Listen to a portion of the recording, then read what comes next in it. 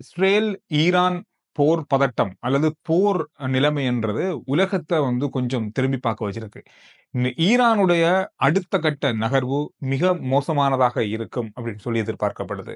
ஆனாலும் இஸ்ரேல் ஒரு மிக முக்கியமான தாக்குதலை ஈரான் மீது நடத்த போகுது. அந்த தாக்குதலால விளைவுகள் மிகப்பெரிய அளவுல இருக்கும் உலகத்துக்கு அப்படின்னு சொல்லி சொல்லப்படுது, எதிர்பார்க்கப்படுது, எதிர்வு கூறப்படுது. இது என்ன அப்படின்ற விஷயத்த நிறைய இன்றைய நாள்ல பார்க்க போறோம்.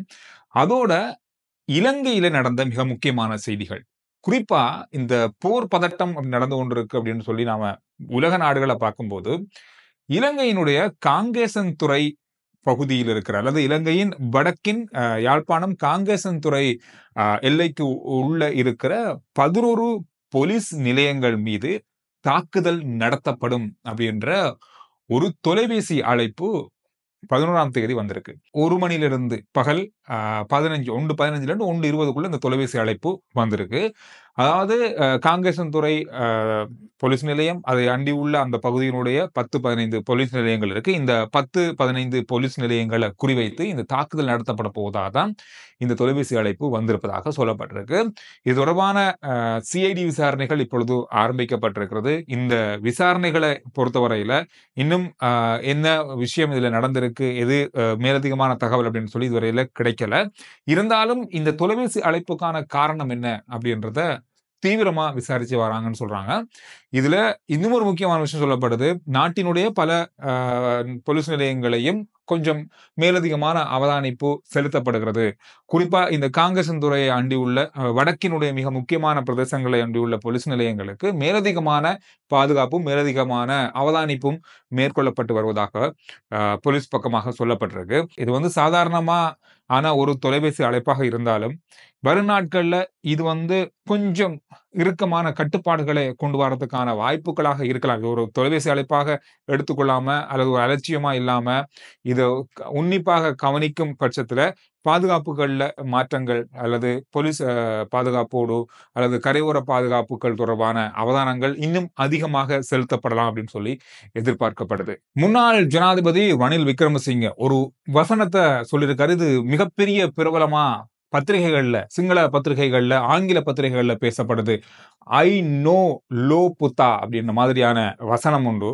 இந்த வார்த்தைகள் பெரியளவா பேசப்படுது. ஐ நோ லோ புத்தா மிக விரைவில் அதாவது சட்ட புத்தகத்தோடு நான் சட்ட வல்லுநர்களையும் நீதிபதியையும் சந்திக்க வாய்ப்பு இருக்கும்னு நான் நினைக்கிறேன் மாதிரி ரணில் விக்ரமசிங்க அவர்கள் சொல்லியிருக்காரு. கடந்த நாட்கள்ல அவர் சிஐடியினருக்கு அழைக்கப்பட்டார் ஒரு வாக்குமூலம் பெறுறதுக்காக. அதாவது மருந்து இறக்குமதி தொடர்பான ஹெகலிய ரம்புக்வெல் அவர்கள் அமைச்சராக இருந்த காலத்துல, இவர் ஜனாதிபதி இருந்த காலத்துல இந்த நிகழ்வு இடம்பெற்றது. அந்த நேரத்துல நடந்த சம்பவம் பற்றியான விஷயத்தை அறிந்து கொள்வதற்காக இவர் சிஐடிக்கு அழைக்கப்பட்டிருந்தாரு. அந்த விசாரணையின் பின்பு சொன்ன வசனம் தான் இது. எனக்கு லோ தெரியும், நான் அதை பத்தி பேசுறதுக்கும் குற்றப்புலனாய்வு துறையினுடைய அதிகாரி, அதாவது தலைமை அதிகாரியை நான் லோ புத்தகத்தோட, இளைஞனுடைய லோ புத்தகத்தோட, சட்ட புத்தகத்தோட நான் சந்திக்கிறேன் அப்படின்னு சொல்லியிருக்காரு. இது ஒரு பெரிய ஒரு பேசு பொருளாக மாறி இருக்கிறது. இந்த நாட்கள்ல, இந்த இன்றைய நாள்ல அதிகமா பேசப்பட்ட ஒரு விஷயமாக மாறி இருக்கிறது. குறிப்பா சொல்ல போனா நிறைய இடங்கள்ல பேசப்படுது. கிட்டத்தட்ட 42 வருஷம் பாராளுமன்றம், 32 வருஷத்துக்கு மேல முக்கியமான பதவிகள், ஜனாதிபதி பதவி, 6 தடவை பிரதமர், எதிர்கட்சி தலைவர் எத்தனை கணக்கில் அந்த அளவுக்கு. இந்த மாதிரி பல விஷயங்களை தெரிந்த ஒருவர் இப்படி பேசுறாரே அப்படின்னு சொல்லும் போது அது கொஞ்சம் உன்னிப்பாக பார்க்கப்படக்கூடிய விஷயங்கள் தான். சம்பந்தமே இல்லாத கேள்விகள், சட்டத்துக்கு முரணான பல விஷயங்களை குற்றப்புலனாய்வு பிரிவினர் செய்யறாங்க அப்படின்ற மிகப்பெரிய ஒரு குற்றச்சாட்டு அவருடைய இந்த பதில்ல, இந்த வசனத்துல இருக்கு. ஐ நோ லோ புத்தா அப்படின்ற மாதிரியான விஷயத்த இவர் வெளியிட்டது இன்னும் கொஞ்சம் சர்ச்சையும் ஒரு பரபரப்பையும் ஏற்படுத்தி இருக்கிறது. எனவே வரும் நாட்கள்ல இதுக்கான பதில் எப்படி இருக்க போகுது, என்னென்ன மாதிரியான விஷயங்கள் அடுத்த கட்ட நகர்வுகளாக இருக்கும் அப்படின்னு சொல்லி கொஞ்சம் எதிர்பார்க்கக்கூடிய ஒரு விஷயம் தான் இது. இஸ்ரேலுக்கும் ஈரானுக்கும் ஆரம்பித்திருக்கிற இந்த போர் அவ்வளவு இலகுவானது இல்லை அப்படின்றது உலக நாடுகளுடைய கணிப்பு. ஆனா நம்ம சாதாரணமா இது ஒரு செய்தியா பேச முடியாது. ஏன்னா இலங்கையும் இதனால பாதிக்கப்படும், எல்லாருமே தனிப்பட்ட நாமளும் இதனால பாதிக்கப்படுவோம். ஏன்னா அந்த அளவுக்கு ஒரு பலமான நாடு ஈரான்.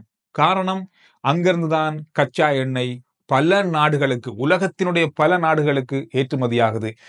ஈரானை பல நாடுகள் ஒதுக்கித்தான் வச்சிருக்காங்க. ஈரான் மீது மிகப்பெரிய பொருளாதார தடை இருக்கிறது. பல நாடுகள், பல முக்கியமான நாடுகள் மிகப்பெரிய அளவான, அதாவது அமெரிக்கா உள்ளிட்ட பிரிட்டன் இந்த மாதிரியான பலமான நாடுகள் பெரிய அளவான பொருளாதார தடைய கடந்த 20 வருஷங்களுக்கு மேலாக வச்சிருக்காங்க. ஆனாலும் ஈரான் வந்து இன்னும் ஏன் இவ்வளவு பெரிய பலமான, அவ்வளவு பலம் வாய்ந்த ஆயுதங்களையும் தான் வந்து என்னதான் பொருளாதார எத்தனை நாடுகள் விதித்தாலும், உலகமே விதித்தாலும் நான் இயங்குவேன் அப்படின்ற அளவில் இயங்குறதுக்கு காரணமே இந்த எண்ணெய் வளம் தான். இந்த எண்ணெய் வளத்தை வைத்துக்கொண்டு ஈரான் பெரிய நாடுகளையும் ஆட்டி படைக்கிற அளவுக்கு இருக்காங்க அப்படின்னு சொல்லலாம். அந்த நாட்டின் மீது இஸ்ரேல் 2 நாளைக்கு முதல்ல அவங்களுடைய ராணுவ தளபாடங்கள், அணு ஆயுத உலைகள் இருக்கிற இடங்கள், ராணுவ தளபதிகள் இருக்கிற இடங்கள், மிக முக்கியமான படைத்தளங்கள், விமான தளங்கள் மீது தாக்குதல் நடத்தியிருந்தது. அதுவும் சும்மா தாக்குதல்ல கிட்டத்தட்ட 200 போர் விமானங்கள், ஆயிரக்கணக்கான ட்ரோன்களை கொண்டு இஸ்ரேல் ஈரான் மீது தாக்குதல் நடத்தியது. இந்த தாக்குதலால பலர் உயிரிழந்தாங்க, பல படைத்தளங்கள் சேதமானது, ஏன் அணு ஆயுத தொடர்பான பகுதிகள் கூட சேதமானதாக சொல்லப்படுது. எனவே இந்த விஷயத்துக்கு பழி தீர்க்கும் முகமாக, இதுக்கு பதிலடியாக இஸ்ரேல் மீது ஈரான் மிகப்பெரிய அளவான தாக்குதலை இப்பொழுது ஆரம்பித்து நடத்தி கொண்டிருக்கு. நேற்றிரவு இஸ்ரேலிய ராணுவத்தினுடைய எக்ஸ் தளத்திலேயே சொல்லப்பட்டது, ஈரான் மிகப்பெரிய அளவான தாக்குதலை இஸ்ரேல் மீது நடத்தி கொண்டிருக்கிறது. இஸ்ரேல் முழுவதுமாக ஈரானுடைய தாக்குதல் இப்பொழுது நடந்து கொண்டிருக்கிறது சொல்லப்பட்டது. அப்படி தேடி பார்க்கும்போது ஆயிரக்கணக்கான ட்ரோன்கள், ஏவுகணைகளை வைத்து ஈரான் இஸ்ரேல் மீது தாக்குதல் நடத்தி பாரிய சேதத்தை ஏற்படுத்தி இருக்கிறது.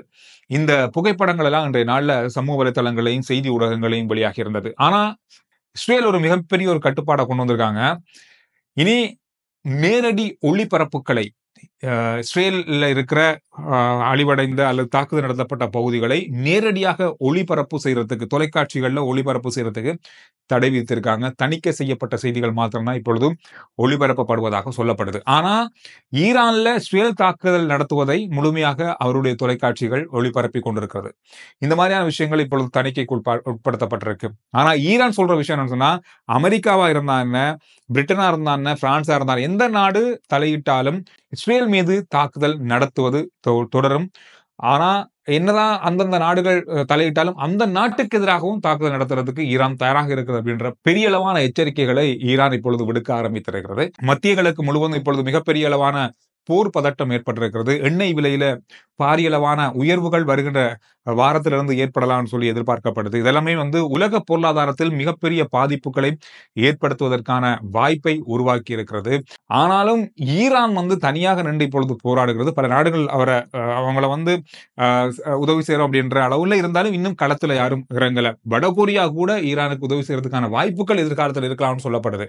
ஆனாலும் ஈரான் அணு ஆயுதங்களை பயன்படுத்துவதற்கான வாய்ப்பு இருக்கும்னு சொல்லி இப்போ சொல்லப்படுது. காரணம்னு சொன்னா, அடுத்த கட்ட இஸ்ரேலுடைய தாக்குதல் ஈரானுடைய எண்ணெய் குதங்களை வைத்து, அதாவது எண்ணெய் எடுக்கின்ற இடங்களை தாக்கக்கூடிய, ஏவுகணை மூலம் தாக்கக்கூடிய வாய்ப்பை அல்லது அந்த தொடர்பான விஷயங்களை ஆராய்ந்து வருவதாகவும், இந்த தாக்குதல் நடந்து வெற்றிகரமாக ஈரானுடைய எண்ணெய் குதங்கள் தாக்கப்படுமாக இருந்தா உடனடியாக மத்திய கிழக்கு முழுவதும் மிகப்பெரிய அளவான பின்னடைவை ஏற்படுத்த வாய்ப்புகள் இருக்கு. காரணம், எண்ணெய் அப்படின்றது அந்த நாட்டிலிருந்து வெளியே போகாட்டி அந்த நாடுகள் பாதிக்கப்பட்டு அடுத்த கணமே உலக நாடுகள் முழுவதுமே பெரிய அளவான சிக்கல்ல சந்திக்க நேரிடும்.